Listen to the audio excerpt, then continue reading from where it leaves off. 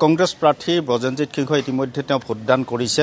পপৰা গাঁৱত গাঁৱত ভোটদান কৰিছে আৰু এতিয়া যিসমূহ কেন্দ্ৰ আছে বঙাইগাঁৱত সুকলমে ভোট গ্ৰহণ চলি আছেনে নাই চাই আছে। মই এই মুহূৰ্তত যিহেতু বঙাইগাঁও চহৰৰ বীৰঝৰা উচ্চতৰ মাধ্যমিক বিদ্যালয়ত আহিছে আৰু ইয়াৰ পৰিৱেশ যিহেতু চাইছে প্ৰত্যেকটো ভোটগ্ৰহণ কেন্দ্ৰত কাষলৈ মই যাবলৈ যত্ন কৰিম।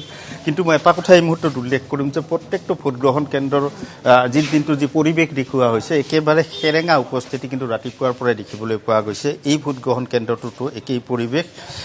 অন্যান্য যিসমূহ ভোটগ্ৰহণ হয় বিধানসভা নিৰ্বাচনতে হওক বা লোকসভা নিৰ্বাচনতে হওক কিন্তু আশানুৰূপ হয়। যিহেতু লোকসভা নিৰ্বাচনতো দেখিবলৈ পোৱা গৈছিলে বিগত লোকসভা নিৰ্বাচনত প্ৰায় 89% ভোটদান হৈছিলে, কিন্তু আজিৰ দিনটোত কিন্তু কিছু ব্যতিক্ৰম পৰিৱেশ দেখিবলৈ পোৱা গৈছে।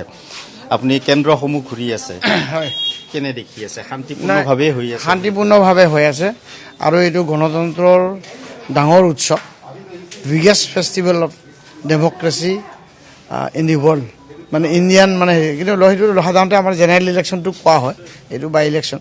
তথাপি এইটো এটা ডেম'ক্ৰেচিৰ ফেষ্টিভেল হয় আৰু ৰাইজ ওলাই আহিছে। এইটো ভোটগ্ৰহণ কেন্দ্ৰত অকণমান কম চলি আছে, শ্ল' হৈছে, এতিয়ালৈকে 30% মান হৈছে। আৰু আমাৰ প্ৰতি ৰাইজৰ বহুত ব্যাপক সঁহাৰি আছে কংগ্ৰেছ দলৰ প্ৰতি। ৰাইজে পৰিৱৰ্তন বিচাৰি পেলাই, উন্নয়ন বিচাৰি পেলাই ভোট দিবলৈ আহিছে। তো পৰিৱৰ্তনৰ কাৰণে ভোট দিছে, উন্নয়নৰ কাৰণে ভোট দিছে।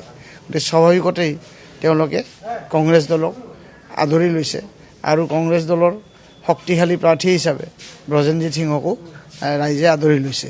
গতিকে বিজয় আমাৰ নিশ্চিত। আজি ৰাতিপুৱাৰ পৰা দেখিবলৈ পোৱা গৈছে কেন্দ্ৰসমূহত ৰাইজৰ উপস্থিতি, ভোটাৰৰ উপস্থিতি সেৰেঙা দেখিবলৈ পোৱা গৈছে।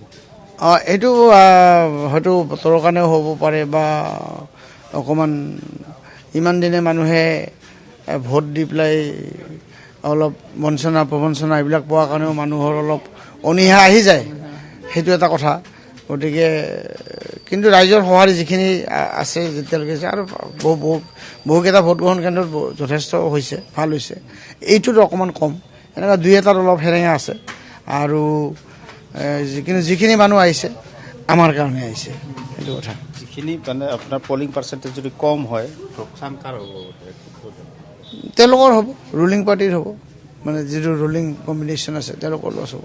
শৈলেন চৰকাৰেও কিন্তু দাবী কৰি আছে যে তেওঁ যথেষ্ট ভোট লাভ কৰিব। এই ক্ষেত্ৰত কি প্ৰভাৱ কেনে পৰিব? যিহেতু কোৱা হৈছে যে যুঁজখন গপ আৰু কংগ্ৰেছৰ মাজতে হৈছে, কিন্তু শৈলেন চৰকাৰে যদি অধিক ভোট লাভ কৰে? নাই, শৈলেন চৰকাৰে অধিক ভোট লাভ কৰিবই। অগপৰ ভোটখিনি তেওঁ পাব। অগপৰ তৃণমূলৰ কৰ্মীসকলে শৈলেন চৰকাৰক সমৰ্থন দিছে আৰু তেওঁ এজন দলৰ জ্যেষ্ঠ নেতা আছিলে আৰু পুৰণা একদম ফণীভূষণ চৌধুৰী একেলগে ৰাজনীতিত সোমোৱা। গতিকে সমৰ্থন পাইছে দলৰ মানুহখিনিৰ, সেইকাৰণে তেওঁ যথেষ্ট সংখ্যক ভোট পাব। আৰু দলটো সম্পূৰ্ণ বিভাজিত হৈছে। গতিকে এই বিভাজিত হোৱা কথাটোৱে কংগ্ৰেছ দলক স্বাভাৱিকতে সহায় কৰিব, কথাটো সেইটো। লোকসভা নিৰ্বাচনত প্ৰায় 89% ভোটগ্ৰহণ হৈছিল বঙাইগাঁও বিধানসভা সমষ্টিত। এইবাৰ কিমান আশা কৰে আপুনি? আমি ভাবোঁ এৰাউণ্ড 70%, 65-70% থাকিব, 70% থাকিব লাগে শেষলৈকে চোৱা যাওক। পিছবেলা হয়তো আহিব। আমাৰ বহুতে কি আবেলিও ভাত পানী খাই পেলাই ওলাই আহিব বিচাৰে, সেইটো এটা কথা আছে। গতিকে দুপৰীয়া ভাত পানী খোৱাৰ পিছত আকৌ আহিব মানুহবিলাক, সেইটো কথা। আপুনি প্ৰাৰ্থী হৈ আজি নিজৰ ভোটটো দিলে নিজৰ গাঁৱত, কেনে অনুভৱ হ'ল? গাঁৱততো মোৰ গাঁৱত বহুত ভোট দিবলৈ আহিছে মানুহ, আৰু ভোট দিবলৈ আহিছে ব্ৰজেনজিৎ সিংহকে। তেওঁলোকৰ গাঁৱৰ এজন প্ৰাৰ্থী আছে, সেইকাৰণে গাঁৱৰ মানুহখিনি ওলাই আহিছে গাঁৱৰ প্ৰাৰ্থীজনক জিকাবৰ কাৰণে। আপোনাৰ কেনে অনুভৱ হ'ল আপুনি প্ৰাৰ্থী? মোৰ বহুত ভাল লাগিল মোৰ নিজৰ গাঁওখনত, আৰু মই নিজে পঢ়া LP স্কুলখনত তাতে ভোটগ্ৰহণ কেন্দ্ৰ, আৰু তাতে মই ভোটদান কৰিলোঁ আৰু নিজৰ কাৰণে কৰিলোঁ। মোৰ নিজৰ কাৰণে নহয়, নিজক দিলোঁ প্ৰাৰ্থী হিচাপে, কিন্তু আচলতে মইতো থিয় হৈছোঁ ৰাইজৰ কাৰণে। ৰাইজে পৰিৱৰ্তন বিচাৰি আছে, ডেভেলপমেণ্ট বিচাৰি আছে, তো সেইকাৰণেই মই আহিছোঁ। সেই পৰিৱৰ্তনটো আনিবৰ কাৰণে, ডেভেলপমেণ্ট আনিবৰ কাৰণে আহিছোঁ। গতিকে মোৰ অনুভৱটো খুব ভাল লাগিছে, ভাল এটা মধুৰ, এইটো স্মৃতি হৈয়ে ৰ'ব মোৰ মনত সদায়।